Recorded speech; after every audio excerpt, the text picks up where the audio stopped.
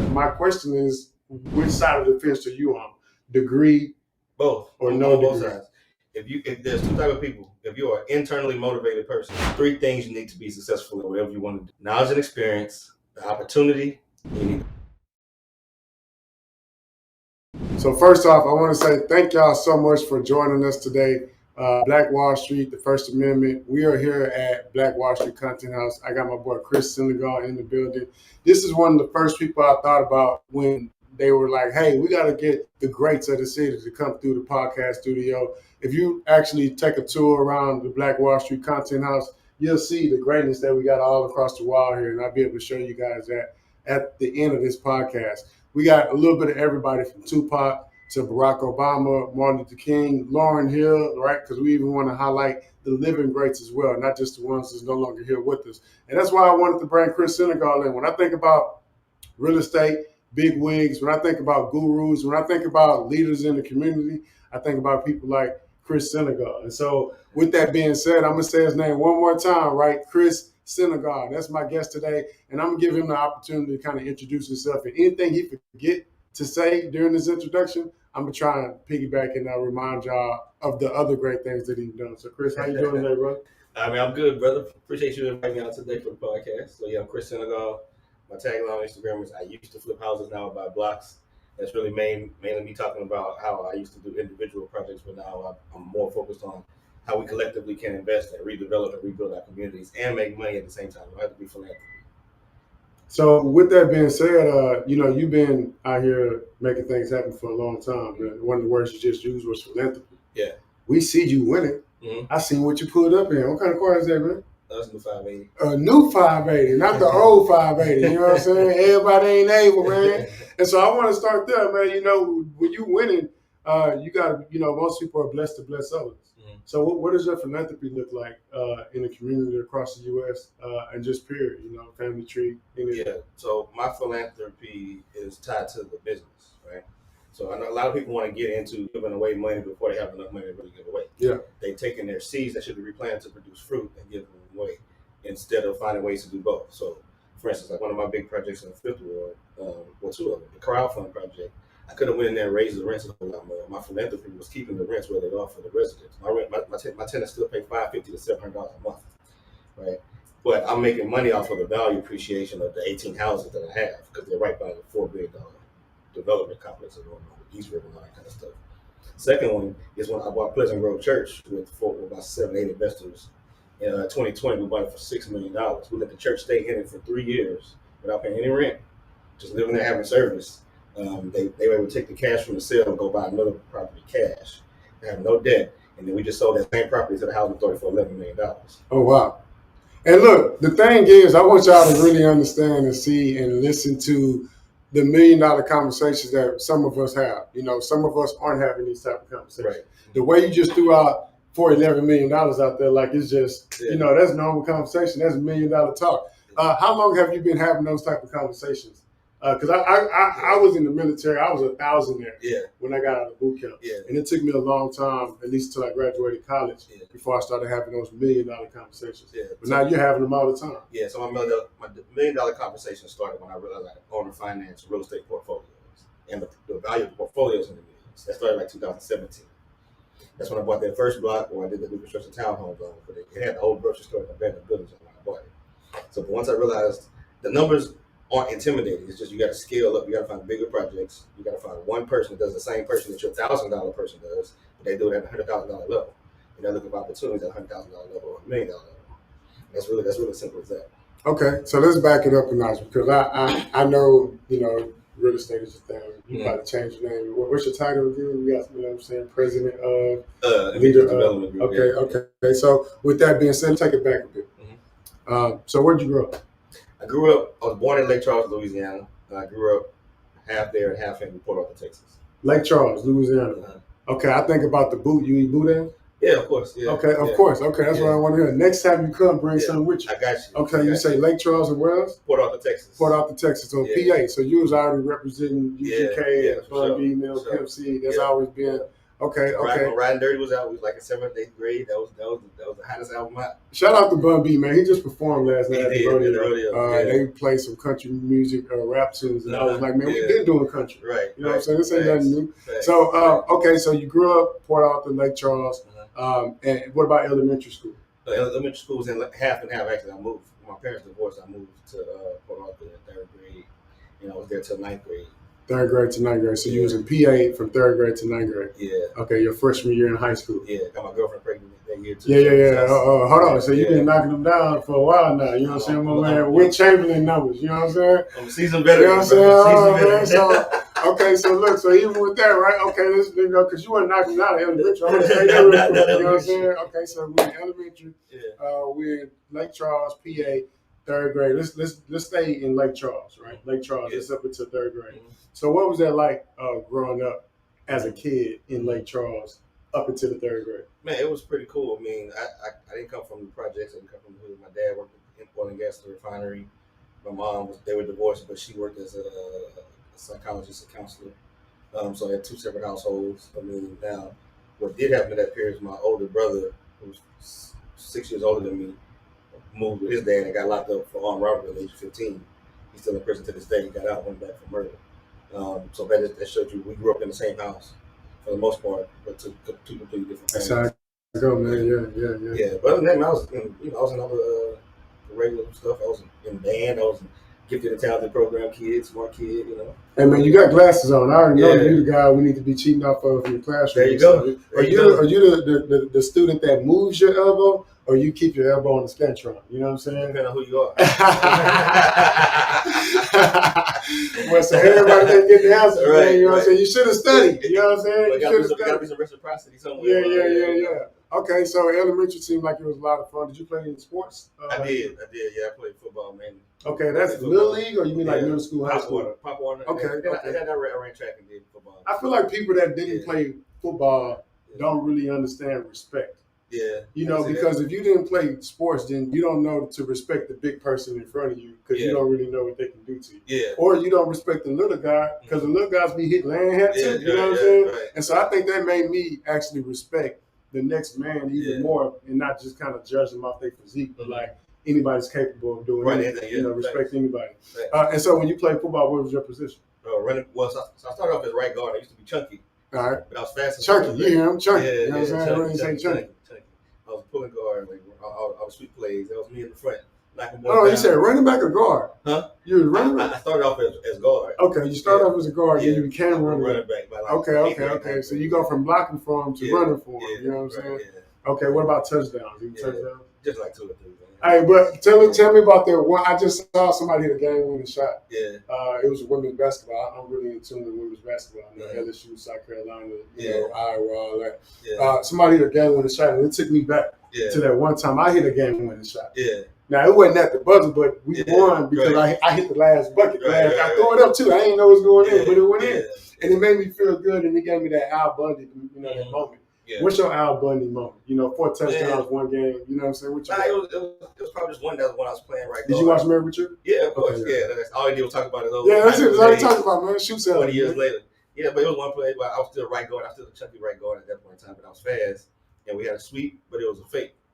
And so it was a toss back to me, straight through straight up the field, and end zone like 20 yards. That was hot. But I played elementary school. But you remember it like it was yesterday. You know what I'm saying? You remember like it was yesterday. Yeah. Okay, so still in elementary, one of the things that I did in my elementary school that really made me popular was every time we went to the restroom, I would always volunteer to pass out the free lunch cards. We would have to go to the cafeteria, get the free lunch cards, bring them back to the classroom, and then pass out the reduced lunch cards first, and then pass out all the other free lunch cards. Were you a free lunch eater? No, I didn't eat free lunch. Oh, y'all been balling, baby. Okay, for sure, man. You know what I'm saying? Boys been balling, man. The Senegal's been on. You know what I'm saying? Like I said, my dad had good income. My mom had decent income, so I was never there. Okay, well, one of the things that I was popular for though was going to the bathroom. When I was raising my hand, go to the restroom. When I got to middle school, high school, I always wanted to sharpen my pencil because I felt like I need you to see my outfit. I used to starch my jeans. Yeah. I'm Stay Flow King. You know what I'm saying? Flying on water sometimes. You know what I'm saying? It's way back when. You know what I'm saying? But one thing I used to always do in the restroom, especially if I'm in there by myself, I would flush all the toilets and just overflood all of them. You know what I'm saying? Like one by one and just. And the goal was to run out before the water hit you. Yeah. Have you ever done anything like that? I never did that. You was a good kid.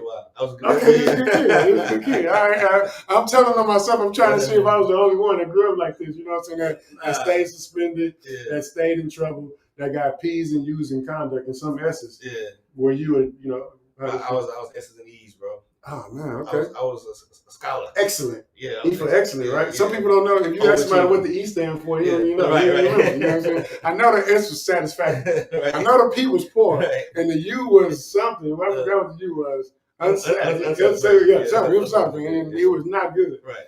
Okay, so that's the elementary. So middle school. What middle school did you go to? Woodrow Wilson in Port Arthur. Woodrow Wilson. That sounds like a mixed school or something. Mainly black, but yeah, Hispanic too. It was where the gifted and talented kids went, but the normal kids went there was out from the west side of Port Arthur. Why are you being so mean to the people that didn't get as good as grades as you? The gifted and talented kids were here, but the normal kids, they were there. Well, because they shipped them from all over the city to that one school. That's all I'm saying. Yeah, trust me, I was friends with everybody. Yeah. I was first chair in the band. I was, you play MVP powerlifting. I play trumpet. I see the muscles, bro. That's why, I'm like, people work out, and again, you never know how much they squat. Yeah, right. You know what I'm saying? If you squat a lot, you might be able to really kick somebody. I don't want to find out. You know what I'm saying? Yeah. Okay, so middle school, you're in middle school. You already, understood that you've been gifted and talented. Honor classes, advanced placement. I've heard of all those different terminologies. What did they call it at your school? Was it gifted and talented? Yeah, gifted and talented. Yeah, and the program was gifted and talented, but the actual classes were advanced placement classes, which you got closer to high school. Okay, so they started using a different terminology and stuff. Okay, so when we get to middle school, I know my 6th grade year when I got to Addison Middle School, that was like my eye opener, bro. I was like, man, it's different over here, because I grew up in what I call like the poor neighborhood, where an apartment complex is a bunch of single moms who trying to figure it out. But then I moved to the hood, and then it was totally different. 6th grade, you had some people, like you said, you and your brothers, some people went that way. Yeah. And then I was like, okay, I don't want to go that way. I'm going to go this way. Yeah. So I never joined any gangs or anything like that. And with that being said, middle school wasn't that easy for me. How easy or hard was middle school for you? I would say it was pretty easy. I coasted through it, even though I did get in trouble. I got kicked out of school for this other 6th grade kid that brought a pint of Everclear to school. I stole it from him out of his back. Stay away from the Everclear, man. And I was, me and my partner was selling it in the cafeteria to people like a cap full for $1 to pour in the open lemonade styrofoam cups. And we got caught and we got expelled from school for the second half of 8th grade. So yeah, I mean, I wasn't squeaky clean. Alternative school? Alternative school. That's alternative school for the rest of the school year. Okay. Now we get into the good stuff, man. You know what I'm saying? I was always an entrepreneur, I guess, just pushing the wrong product, providing the wrong service. In middle school, you got the opportunity to play basketball, football, track. Yeah, powerlifting. You had powerlifting at your school? Yeah, powerlifting. Oh, you went to a good school. Yeah, and band. Like I said, band was the main thing, though. Yeah. And so UHD has a huge powerlifting, team now. Yeah. Did y'all rank? Were y'all good? Were you good? How do you compete in powerlifting? Yes, it's weight classes like boxing, and it's like how much you lift. It's a combination of deadlift, bench press, and squat. So yeah, so you can do it in the gym right now, like you in there? Yeah. I was 15 in Jack. That's probably why I'm still so short. Yeah, I was at 15. Mr. No Shirt. Yeah, fact. They used to call me Goldberg. That was my nickname, Goldberg. Mr. No Shirt. Okay, so middle school, elementary. Okay, now we in high school. High school was one of those times again where we had a lot of fights. I went to Worthing High School. Anytime we played at North Side School, we probably didn't finish a lot of games. And that's not something I'm proud of, but that was just how it was. We were real aggressive on the court. It's basketball. Yeah. We played like the Detroit Pistons, you know what I'm saying? So high school, I saw a lot of people disappear. Some went to jail, some, we lost a bunch of students and classmates. But I was not doing what the majority was doing and kind of stay in my own lane. Yeah. And I noticed that you seem to stay focused and kind of stay in your own lane. Yeah. How did you, when did that come about? Was that around high school, middle school, elementary, where you were leading the pack? Or I was always that way. I was always like I said, the smartest kid in the class and the class clown at the same time. I could hang out with the athletes. I could hang out with the band nerds. I could hang out with the regular nerds. You know, so I guess I've always just been versatile like that, and I never really had a whole lot of conflict with anybody. Or I was cool enough with the people that people didn't want to have a conflict with that I never had a problem. You don't want no problems with us, no problem. right, y'all? You know what I'm saying, right? Yeah. Okay, and what about family? Did you go to school with your family? Because sometimes that's what make people feel like, you know, they can. I'm gonna let somebody know. I got a little sister that's 40 years younger than me. Like I said, my brother was locked up, and my dad has two girls, but they way older, so they're like 15, 20 years older than me. Okay. Yeah. So, okay. So being no family. Being a prolific scholar that you are, because I'm sticking here to education, because that's the most important piece, that foundation. Mm-hmm. I feel like that foundation is what makes us who we are. Mm-hmm. I went to Arrowhead Elementary, a bunch of Jewish kids in my class, Asian, white, Mexican. I went to a mixed elementary school. Yeah. I didn't get engulfed into the hood until like middle school, high school. Yeah. Then after that, I'm back in the Navy where it's more diverse. Yeah, right. Where do you see the most success? When you're around people that look like you, or around people that look like everybody? Both. You gotta have both. You gotta have that balance, because I started off in Lake Charles, kindergarten through second grade. I was like the only black kid in most of my class. Like the kids in the class used to fight over playing with me. They wanted to have the cool. I go to Port Arthur. It's all black. It's a bunch of hood. It's regular people. No real high net worth rich people there in Port Arthur. Then when I moved back to Lake Charles, I'm with the same white kids that I was with in kindergarten, second grade. Half of them actually don't even know me. You know what I mean? The whole dynamics changed. They clicked up. They're with themselves. They got their own mental states about politics and all this other kind of stuff that's changed a lot. Yeah. So I learned how to maneuver in both environments.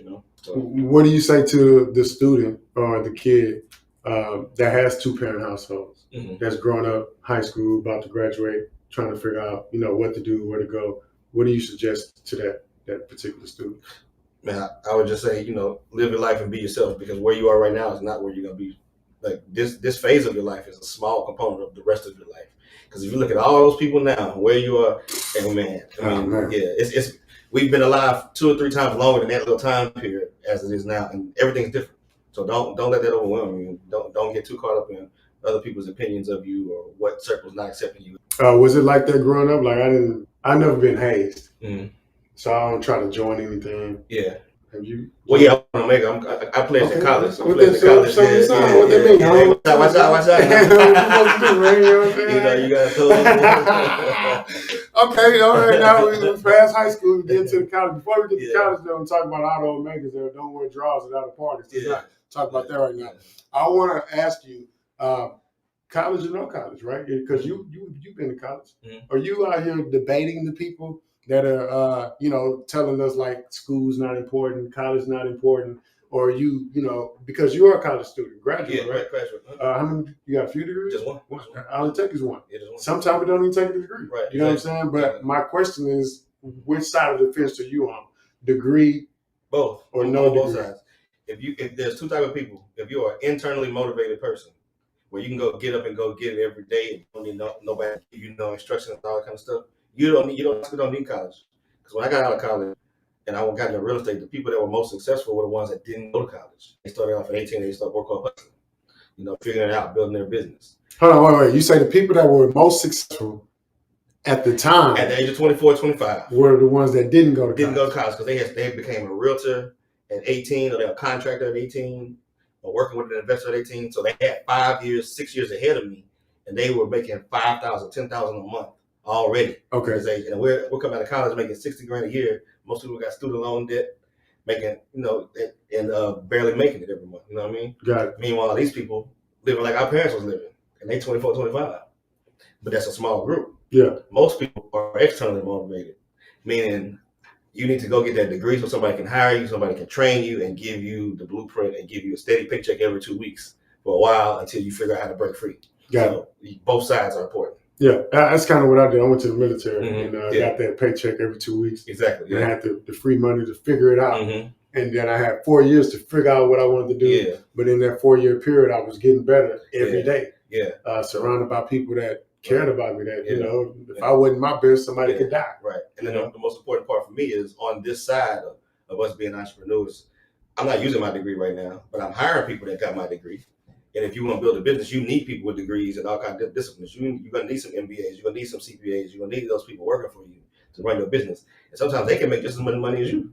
You know, they get paid first. They get salary, they get bonuses, they get commissions, they get all that kind of stuff. So either track is good. Either track is good. So if your son or daughter say, you know, Daddy, F school. Mm-hmm. You know what I'm saying? College is a scam. If they 12 and they're going around the house saying college is a scam, do you say yes, baby, or you say don't? You better stop saying that. I say college is you might think college is a scam, but education is not. Financial literacy is not. Let's go, man. All right, because a lot of people, we debate education, and I got to remind people that they be like, you ain't got to be educated to get rich, and I be like, yes, you do.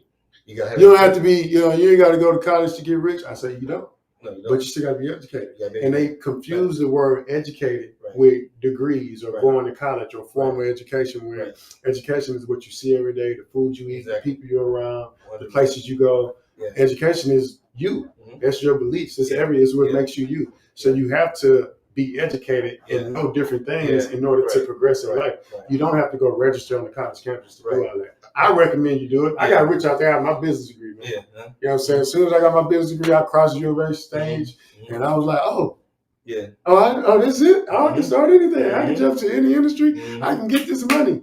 And you chose real estate. Why? Well, I chose engineering. Okay. So I went to school for engineering because everybody civil engineering. Civil engineering. So it's a lot of different engineering out here. You know what I'm saying? You got let me see, you got electrical engineering, you got mechanical engineering, you got civil engineering, you got instrumentation engineering, chemical engineering, so many engineering. Biomedical engineering. All that, right? I mean, the word engineering just means problem solving. That's it. That's all it means. Man, thank you for saying that in such a short. Yeah. Because I've been an engineer for a lot of years. I'm an instrumentation engineer. Yeah. I'm a troubleshooter at heart. Yeah, exactly. I'm schematic. I'm A to Z. You know, I can tell you what's wrong. I'm a troubleshooter. Any building, air conditioning, plumbing, electrical, the whole nine. When I think of civil engineering, I think of road construction, freeways, the people that build the buildings. Anything to do with civil society, how you live. Civilians. Yeah, anything. Yeah. From the wastewater drainage to streets to bridges to structural, anything doing with the building. Yeah, anything. How exciting is that, though? That sounds boring, bro. Because electrical engineering, we troubleshoot. We fix the problem. What is that like? It's boring as hell. But so, because and that's nothing. When people go to college, you really don't know what the hell you want to do with the rest of your life. And I thought civil engineering. Don't listen to the counselor, bro. Right, they're trying to get some more money from you. Man, don't do it. And don't be afraid to change your major. Yeah, your degree plan. Yeah, whatever you're working on, because it can be crucial. Read the syllabus, know your professors before you register, man. Yeah, all that. But so I thought civil engineering was akin to architecture, but with an engineering title on it, which it technically is. The architects make it pretty. We make sure it's structurally sound, make sure it's, we and the structural engineers work on that kind of stuff. And site planning, all that kind of stuff. But I got there in the real world, and I hated it. I was working for the railroad, making good money. For 23, I was making like $65,000, $68,000. Balling. Had a house. Everybody, You saying Memphis? Memphis, yeah. Oh, you had moved out there for work? Yeah, I worked for the railroad, so they moved me out there for this big $100 million construction project. So on paper, it sounded like I had everything I wanted. And then, man, I got to work. I was miserable. My boss was miserable. They was all making way more money than me. Got out in the field. Man, I'm like, I'm not about to do this for the next 40 years. When you realize that, because I call them coffee cup holders. Mm-hmm. When I had a job, when I was an engineer, I would always size the other people up. Yeah. I ain't lying. I'm like, man, why are you making six figures? And I'm making this hourly or whatever it is I'm making. And we come to the same building every day. And when we get there, I'm dirty at the end of the day, and you still clean. Yeah. I call them coffee cup holders. Those are the people that, wake up same time you wake up, show up to work the same time you work up, but we don't do the same work. Right. They holding the coffee, telling you what to do. Yeah. And I always wanted to be a coffee cup holder. When did it hit you like, man, this ain't for me, man. I need more. Well, I saw even the coffee cup holders not happy. Yeah. And I was like, that's not what I'm aspiring to do. Like, money is not that important to me, and this amount of money ain't enough to make me want to say that I'm going to sacrifice the rest of my life and just keep going down this path. And watching other people that shouldn't be promoted, all that other kind of stuff, nepotism, favoritism. Grind your gears. Yeah, so I was like, I need to figure out something to do on my own. So I hit reset like a year out of college and started reading books. And first generation financial independence and wealth just kept coming up as real estate. What was the first book you read? Rich Dad Poor Dad. Rich Dad Poor Dad. Mine was The Alchemist. Okay, Alchemist. One of my neighbors gave it to me. He was like, man, here, read this. It changed my life. Yeah, I tell you this too. I got into network marketing. And even though we ain't talking about no network marketing man. Get out of here with the pyramid scams, man. No, wait. Let me tell you what I'm about to say. Even though I cannot participate in the industry long term. The mindset, the principles, I heard they give you the right education, I heard. but they give you the wrong tool, the wrong lane to following the wrong leader, but you can get the tools and go elsewhere, build something else with the tools you get. Exactly. So that's what happened, because I was like, when I was trying to get into real estate, I was really thinking grow rich. It's like, man, I should apply all of this to real estate, and that was the first click. That's how I got started. Okay, so boom, we're an engineer. Most people become engineers, and once you become an engineer, at least from where we from, you own. Yeah. Like, I knew when I became an engineer, I was walking around Earth different. I'm like, I'm amazing. You know what I'm saying? Like, I'm a union. You can't fire me. Right. And I got fired on my 89th day. Yeah. Right. Prior to my 90-day probation, where it was like, after that 90 days, it take an act of God to fire you. You know what I'm saying? It's a dirty game. Yeah. And a white man told me his hands were tied. He's like, man, my hands are tied. We gotta let you go. Right. I'm like, I didn't even know what that meant. My hands are tied. That's a little froze, a little metaphor. I didn't know what it meant and what it was. I'm like, nah, that's time, man. Right. You know what I'm saying? Give my opportunities that I work for. So being an engineer, did you kind of deal with a lot of the favoritism, like what you were saying? Oh, yeah. Like, because I would come back from lunch. If lunch ended at 1 o'clock and I came back at 1:05, they was mad. So I didn't have that type of job because I was out, like I said, out in the field managing construction projects and stuff. But I saw other people making way more money, have way more favoritism, and get promoted a whole lot faster. And I was a really good leader, because when I work for the railroad, man, most of the time my employees are twice my age, or white and male. Yeah, they've been in the railroad industry 30 years, so you got to learn a lot of psychology. You gotta learn a lot of people skills. Were you in charge because of your degree? Yeah. Like you were able to. Yeah. So talk about that. Because some people don't want to see you. So in corporate field operations, usually what happens is the union guys are making so much money, they don't want to step back down to a salary management. Yeah, they're making all them hours, right? And overtime. So then the company goes and recruits college graduates with engineering, business degrees, mathematics degrees, that they feel smart enough, and they train them how to be first line managers of those people, and usually those people make more than 1 year. Okay. Yeah. Okay. So now we got the engineering piece, and then all of a sudden you woke up and was like, you know what, I'm finna start reading Rich Dad Poor Dad, because I want to think and grow rich, because I want to learn how to grow my money, and I want to stop getting it and giving it back. Yeah. And so now I'm gonna read Think and Grow Rich to see how I can grow my money. And so what was that transition like? That transformation? Yeah. So like I said, I started realizing real estate investing was the best way to go. And flip houses was going to be my start. So I moved from Memphis back to Houston to be closer to my son that I had when I was in college. Yeah, So I was trying to be closer to my son in Port Arthur. Nearest big city was Houston. So I got transferred with the railroad down here. And then it just so happened, my frat brother worked for Home Investors, which is the biggest wholesale company in the country. This was 2008 during the recession. So we had a ton of inventory. I remember that. I was furloughed. Yeah, right. Yeah. I didn't know what furlough meant. Right, I'm like, what is furlough? I had to look it up. What is furlough? Yeah. They made us take some time off to save some money for the state. That was crazy, man. Yeah. So they had two different sides of the company. They vertically integrated. They had the wholesaling side and they had the hard money side. Hard money lending is like where you get a loan a whole lot easier than you qualify for a home to buy. They really looking at the project, like what you're gonna buy for, what it's gonna rehab for, how much it's gonna be worth when it's done. So I needed like $12,000 for the down payment on the hard money loan. I had $14,000 in my 401k from the 2 years I worked at that corporate job. They tell you don't touch it till you're 65. I was like, I'm gonna pay these penalties. I'm gonna pull this money out. Well, actually, you can borrow to get yourself against your money for a little bit. So that's what I did. Paid yourself back at 2%. Took that $14,000 out. Used that for the down payment.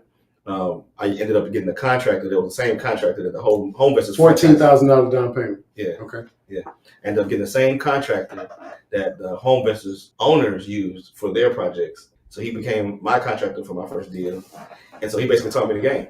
I just saw a car wash built outside my neighborhood. I'm in a gated community, nice house. Yeah. And they built the car wash just right there. Yeah. And I was like, man, I want a car wash. I used to wash cars for $4 a car. And so I was like, man, I want a car wash now. I know that they building all these automated systems. Everywhere. People ain't gotta be there to manage it. And it's just putting it strategically outside of the neighborhood. Right, yeah. And the way you just kind of said, hey, you go, you network, you see people doing something that you need done, you connect with them, you bring them to your vision, and then you see it through. Yeah. I almost want to just pull up and grab one of them contractors and be like, hey, bro, we just put a car wash just like this over here. You know what I'm saying? What is it going to cost? And so how easy or hard was it for you to kind of build those relationships and get people to I guess, follow your vision, because that's what it sounds like. So let me summarize what you just said, and this is what I teach every time I give a speech. There's 3 things you need to be successful in whatever you want to do: knowledge and experience, the opportunity, and you need the money. You come to the table with one of the 3, and you go find the people that got the other 2. So in my case, I had the opportunity. I had the property under contract. I had the hard money. So it was easy for the knowledge and experience, the contractor, to come work with me, right? So in your case, you got the money. Yeah. Oh yeah. And you got the opportunity. You know what you want to do. So now all you gotta do is go find the person. They say opportunities don't disappear; they just go to somebody else. There it is. It was car washes around there before that one was built. Yeah. And I'll be thinking like, man, they always packed. And so man, if you ever get an opportunity for a car wash outside of any of your residential neighborhoods and stuff, count me in, man. I'm for it. Okay, so now we in real estate. We're no longer engineer. Do you miss it? Nah. So do you miss telling people you're an engineer, or do you still tell people I'm an engineer? I just do this. I don't tell people I'm an engineer. I'm gonna say I'm an engineer by training. Because we used to be more prouder of the trade engineer. Yeah, no, there used to be like a goal for our community. It wasn't real estate. It was like be an engineer, like a lawyer engineer. Yeah. So no, I'm not telling people I'm an engineer by training, but I'm a practicing. And in certain circles, that does add some type of validity. When you're in a corporate setting, talking to somebody, they want to know what your education is. You know, it's a barrier of entry or mental. For that mental barrier they may have, so it's good to say that still. I just had a whole conversation on Clubhouse where we was talking about education, and it was like, man, with all this AI, ain't no reason to go to college no more.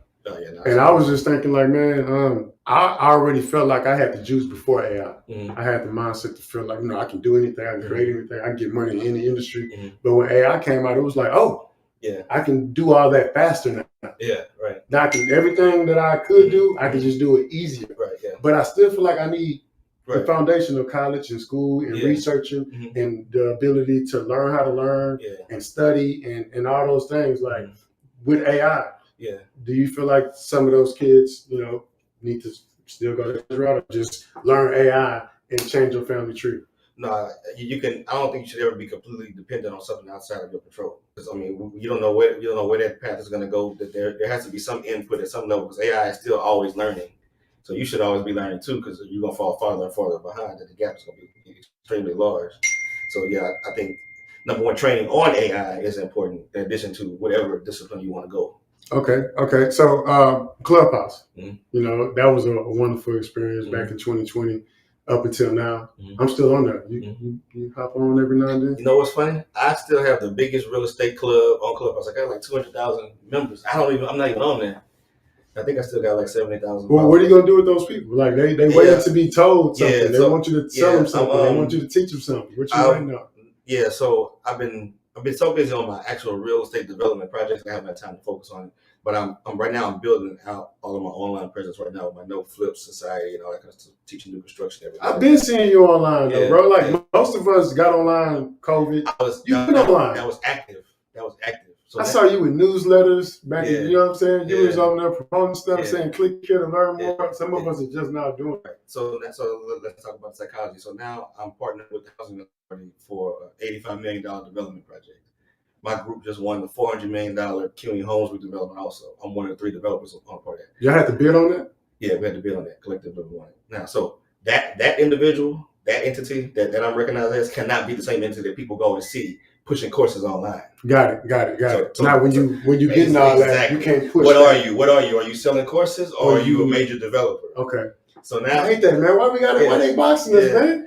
Why they got to box us in, man? It's just the name of the game. Man. So now what I'm doing now is I'm automating all of that back end stuff, everything I'm talking about, so people can watch a video that I recorded one time. They can take a course, and it's scalable. It's scalable because what I don't want to do is bring too many people in, like go on Clubhouse and say, hey, y'all be a part of this, and nobody really get value out of it because I don't have the capacity. Yeah, the infrastructure. There's bottlenecks in the way. Yeah. But that's what I learned on Clubhouse. I got on Clubhouse and I was able to, learn and listen to the millionaires, the billionaires, the other thousandaires on there because I learned from everybody. Right. If you got less money than me, I can still get a gym or 2 from you, right? So I've been in Clubhouse sitting in the audience, and then once I started talking, I started getting the little Clubhouse clout. Yeah. You got the Clubhouse clout how? Well, early.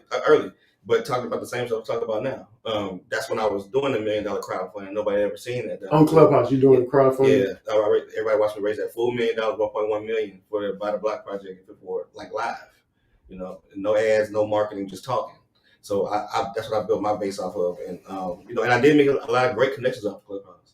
Some of my biggest investors, some of my banking connections, some of my other just knowledge connections or development industry connections came off people being in the rooms I was in on Clubhouse. Yeah. There's one brother, Jason. Shout out to Jason King. I know Jason. Yeah. He got the PayPal. Yeah. We won't say PayPal right now. What's it called? Yeah. His payment process. Yeah. I love that, man. I love Jason, man. Yeah. So he told me he was about to give $1 million to Grant Cardone from his annual bonus from his company. He's like, man, you're right. We're replacing that with a black company doing something with a black neighborhood. That's the type of things I got out of Clubhouse. Okay. And funny you brought up Grant. Yeah. I actually got Grant, you know what I'm saying? That was one of my talking points. I'm like, because I was on Clubhouse when, I'm always on Clubhouse. I used to fall asleep on Clubhouse. Yeah. I probably got the best education from Clubhouse the past couple of years or so. I'm talking about $1 billion strategy, automation, AI, everything, right? And so with that being said, you also get misinformation on that. Yeah. And so with people like, these other realtors or people making money in other industries, there's so many ways to make money, a lot of ways to skin a cat. The way that you skin your cats is different from the way Grant Cardone would skin his cats. Yeah. And so you guys actually bumped heads at one point in time on Clubhouse. It went over to Instagram. Yeah. It was all on YouTube. It was a big deal, bro. Yeah. And for you to be from Fifth Ward, how you doing the niggas like but it's funny, we both from Lake Charles. Okay, Lake Charles. And I know Grant's story. You got twin brother, all that stuff. People don't really know Grant like that. But I talk to Grant all the time on Clubhouse. Talked to him yesterday or 2 days ago. They about to throw a party in Miami for Clubhouse. You know what I'm saying? So, but when I was there and I was watching all that, I'm like, man, I'm Team Chris. Yeah. Just because it's H-Town. You know what I'm saying? I'm like, I can't be riding with somebody else and I'm riding. I know you got a nice plane, but I'm riding with the whole team. Yeah. And so did you feel like the rest of the people online was taking your side or Grant's side as far as like that debate? Because that's all it is, just a friendly debate about I didn't care what side. I never care what side people take. All I want to do is express my opinion. This is what I saw from Grant. I saw Grant marketing to build up the equity in his fund and the investors in his fund by telling people, don't invest in single family homes. That's dead. Only invest in multifamily. And by the way, put your money with me with my multifamily stuff. And I know for a fact, I'm in Houston at the same time. I got people that's 25, 26 bought houses from me, and they got $100,000 equity in their house. Yeah. And he giving them 10, 12% return, annual returns. And they made $100,000 in the same time. I got $300,000 in mine right now. But look, and they put $15,000 down. Yeah. They got a multiple, a 4, 5x return on that money. Talk to him, man. And then he also has these people that go around the seminars that borrow license name, teach people how to buy single family homes and flip single family homes. Yeah. So I'm like, Grant, you can't have that double standard, and don't come in our black investment rooms telling everybody that. That was my issue. Outside of that, I'm like, man, I have no personal problem with you. I appreciate you super hustle. I love what you're doing. If you want to learn marketing and how to raise capital from Grant, that's the man to go to. But Grant, I don't like that message you putting out in my community, especially when you try to take my investors, when there are other people like me that want to do crowdfunds and they could be invested with us, like Jason. Yeah. But then they go and put money with you because of what you're saying. Yeah, because he sounds believable. Right. I do believe him. I do believe that what he's doing works, but I also believe that what you're saying works as well. He has the lifestyle. I saw corporations invest in a lot of single family homes. I think these corporations got more single family homes than, you know what I'm saying? So somebody can't, you know what I'm saying? Somebody got to be lying. You know what I'm saying? And so what you just said, though, because I don't like to, just talk about the bad side of people. Yeah. Grant is one of the best marketers I've seen on for earth. Sure, 100%. When I think about people, because marketing, you got to be where the people are. Right. Fact. The marketplace. Yeah. The marketplace is where people transact. Yeah. You go to the market to transact. And so, it's the difference between marketing, promotion, advertising. Right. People don't even know all those different things. Yeah. I do because I'm living. Yeah. But the way he markets, he's on Clubhouse. Yeah, he's satellite radio.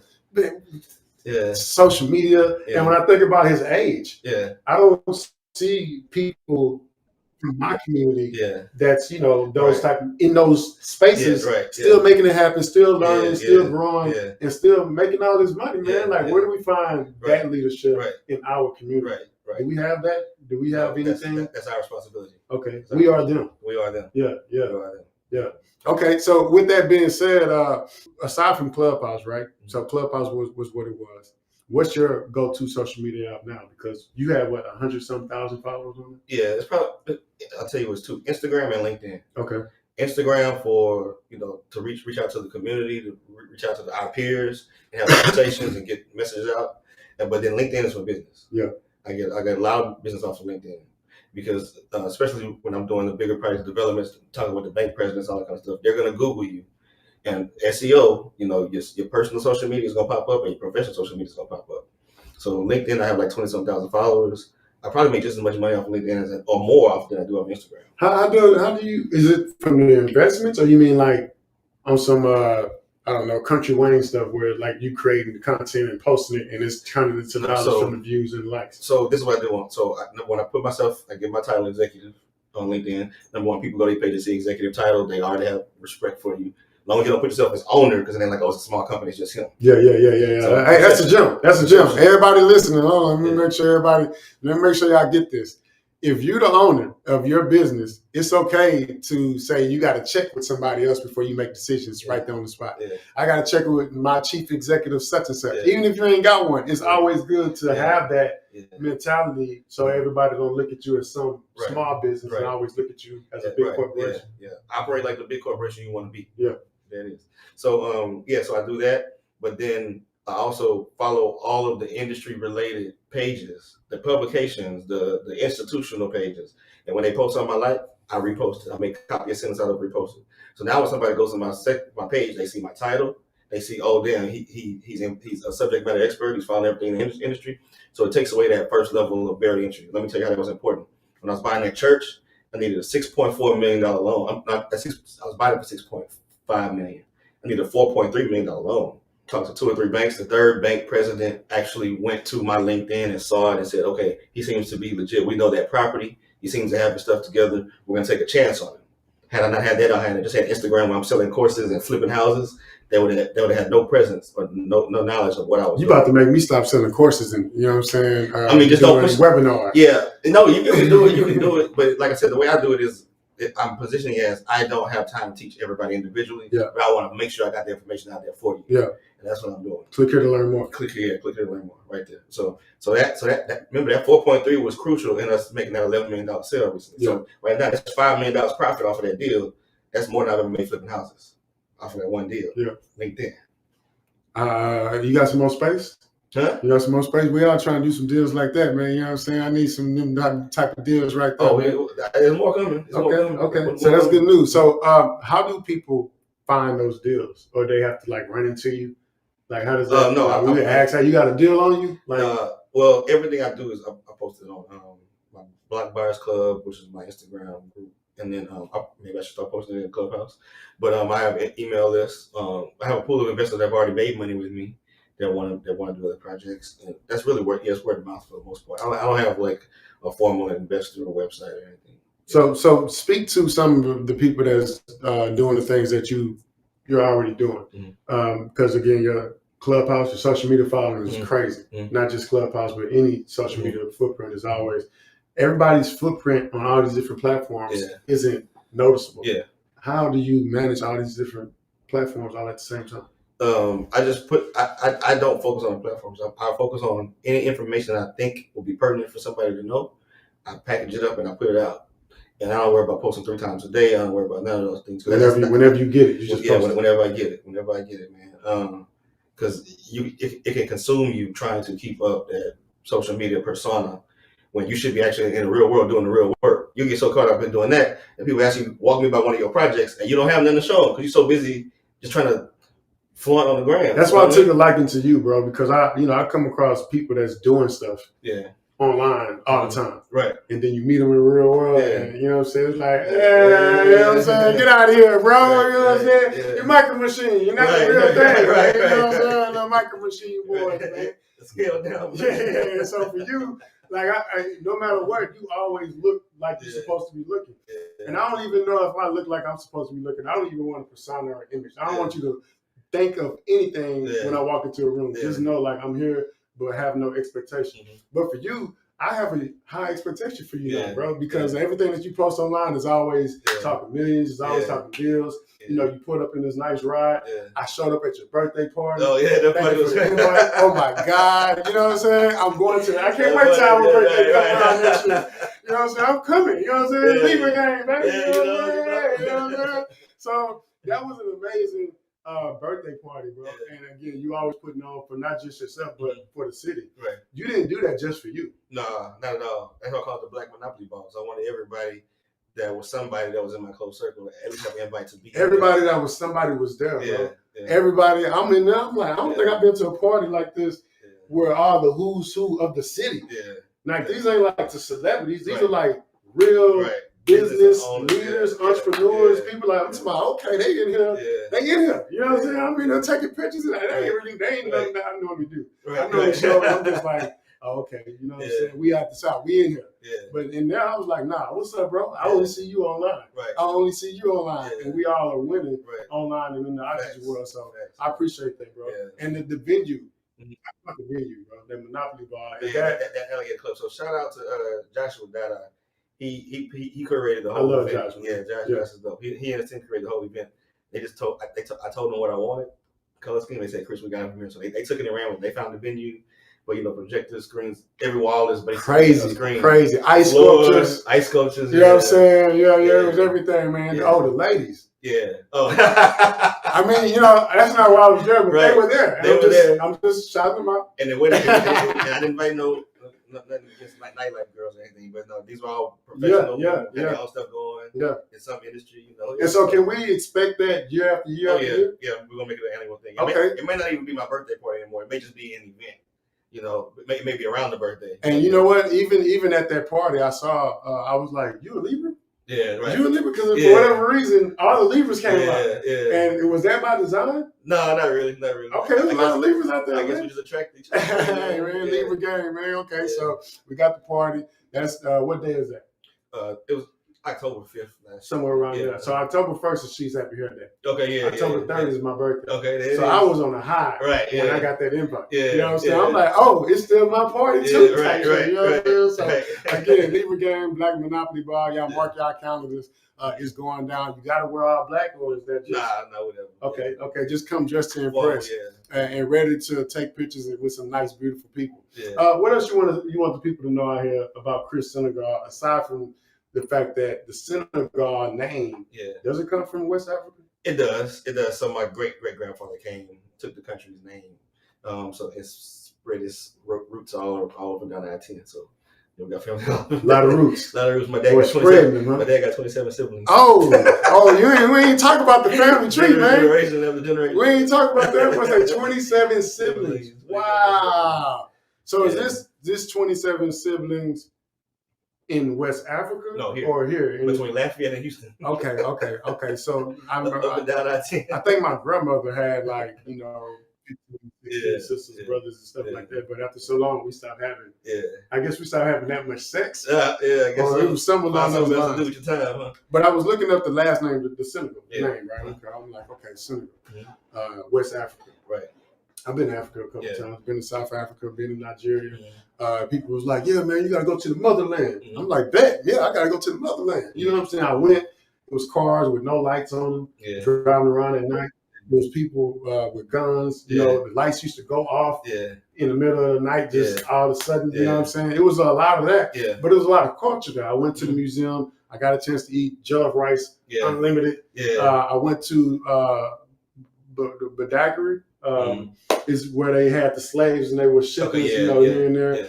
Have you ever been back to Senegal? That's on my list this year. So believe it or not, man, that's I've been building my whatever I got going. I haven't really been traveling.